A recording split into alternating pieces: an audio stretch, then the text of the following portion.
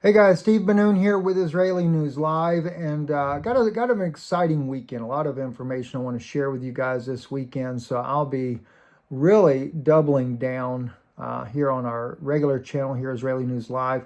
Also, there's an article that I'm going to be writing myself on Israeli News Live, our regular channel there, IsraeliNewsLive.org. I think you're going to find that one very, very interesting.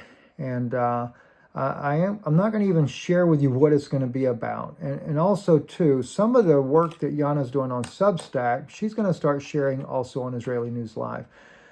Her ability to write is just unreal, unreal. So if you haven't subscribed to her on Substack, you really should. And listen, the paid part of her platform, this is to help her in the endeavors to write this book on the Noahide laws.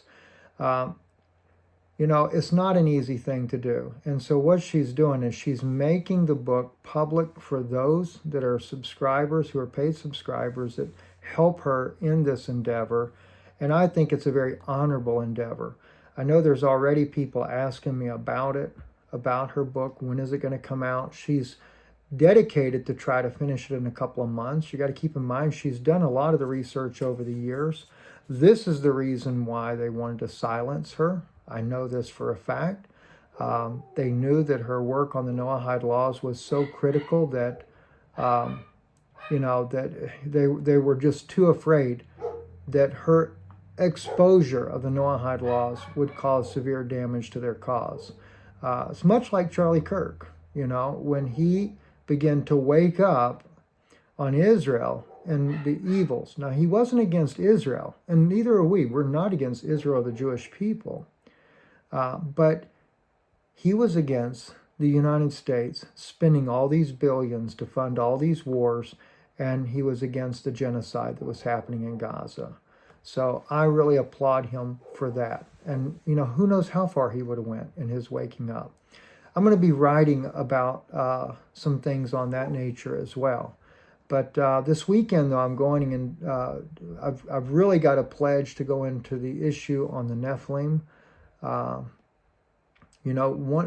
think the most popular video I ever did on this was the fallen angels in prison in Antarctica. I still firmly believe that that video is extremely powerful. Over 1 million views. And, I don't know what's going to happen with this one here, but I'm going to connect some dots from the Dead Sea Scrolls, from the biblical aspect, from other writings there, and some things I've discovered lately. In fact, in the Dead Sea Scrolls itself, it will confirm the very words of Paul. You know how Paul said, we wrestle not against flesh and blood, but against principalities. He actually calls that archons, is what he calls it. In the original Greek, it's archons. There was some very strange verbiage inside of the Dead Sea Scrolls that I found recently that also confirmed that very thing. This is how this Nephilim blood race got in here. I want to really take you on the deepest dive you could ever imagine. It'll be over on Patreon, and I will probably share excerpts of it here also on Israeli News Live, and maybe eventually I'll make that one public for everyone to see. But even here on our Israeli News Live channel, I'm fixing to go into another deep issue too, and that's part of this New World Order agenda. What's the future of Gaza? Why is Gaza going to be an AI city? Something I haven't spoken very deeply about as of yet, but if you remember when I covered the Silk Road and things like that, I talked about Neom being an AI city. I talked about that tri-city state, Israel, Saudi Arabia, and Egypt making a union, a pact together. This is one of the reasons why Gaza got decimated. And then there's another video that I've been working on as well, and behind the scenes preparing some of the deep research that's needed on this subject. It'll also be a public video that I put out on this channel here. And that is going to be looking at why certain Christian communities around the world have been targeted over the last century and a half. There is an agenda, and you will be shocked to know what that agenda really is. So I want to uncover that. I want to expose what's really going on there. Listen, some of the reason why we put some of our work over on Patreon, a lot of that does have to do with people's support has kind of shifted in the way they support. And I've noticed that more people prefer just to support the program that you're doing, like in the case of Patreon. And less frequently, we see it being donated online, where people just make a donation there, or via mail. Of course, there's still some faithful followers that do just that, and we're so grateful for you. But clearly, you can't dedicate your entire life to this cause of really telling people the truth, a cause that has nearly cost my family their life. It's just not easy to do.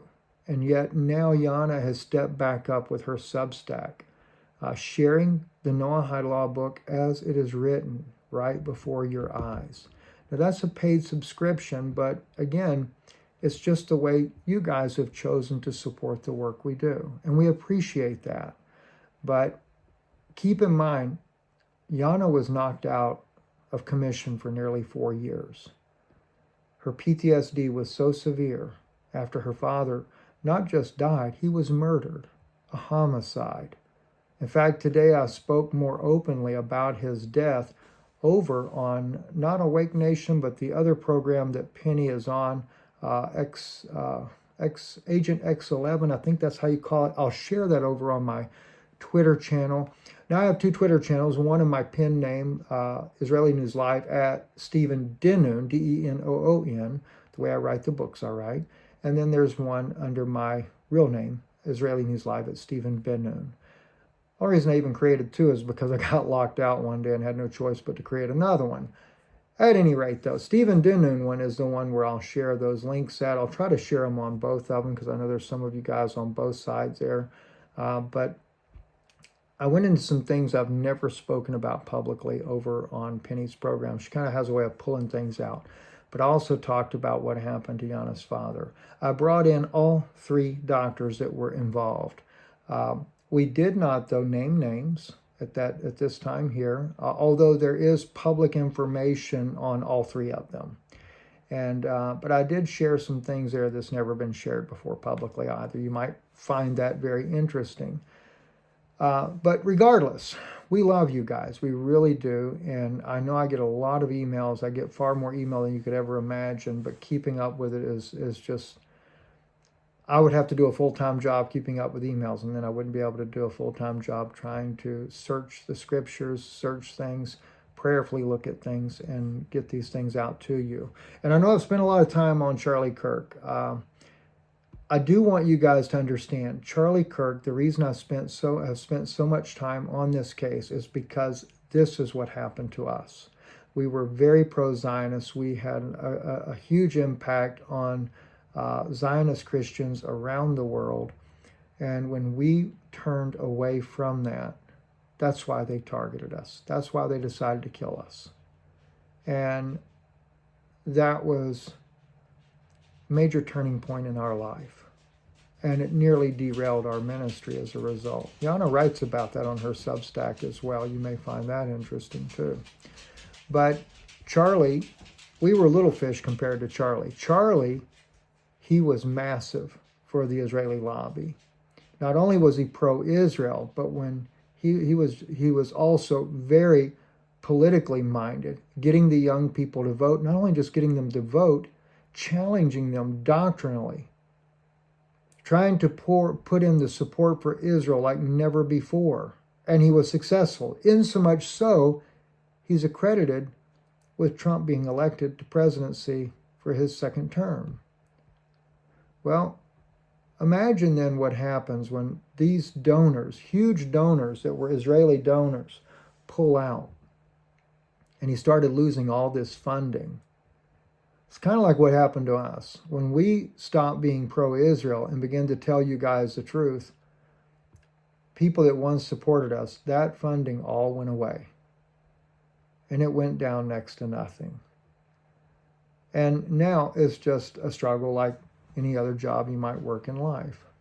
So it's been a very difficult road because when you stand for the truth, people will walk away. So I admire the fact that Charlie had the courage not to take the money, but stand for what is righteous. I know of a minister that this same thing was presented to him, and he knew we were right. But he wouldn't walk away from the money side of this. All right, now I'm not here, I don't want you to go pick on nobody or assume it's this one or assume it's that one, but I do know for a fact that happened exactly that way. But we've been willing to tell you the truth, and we've paid the price for that. Charlie paid with his life, though. My father-in-law paid with his life. And he wasn't even the one doing what we do. They were really going after Yana. Myself and Yana were the two targets that they had. Mostly they wanted her because her brilliant research is impeccable. And that hurt them severely. And I don't think they're going to give up yet either. But Charlie paid with his life because he dared to question Israel. He dared to question the narrative. He was waking up. His eyes were opening. No telling how far that man would have gone. And TPUSA, it may have totally been changed altogether. Now, I do not believe in all these conspiracies that every single body in his group knew about this. But I guarantee you one thing, somebody in there did know. Wouldn't have been but maybe one or two, and that's it. But they knew he had to go. That's why I'm so passionate about it. We were warned. We were warned when we spoke at Mark's church there in Lebanon, Tennessee. Those of you who remember it there, about 300 people packed out. That church was packed. Yana was speaking on the Noahide laws, and I was speaking on biblical things and things that I'd seen in my own life as well. And came into that meeting was a man that spoke fluent Hebrew. I assumed he was Mossad. He was Chechen by birth, but he did have Israeli citizenship. That man warned us that night.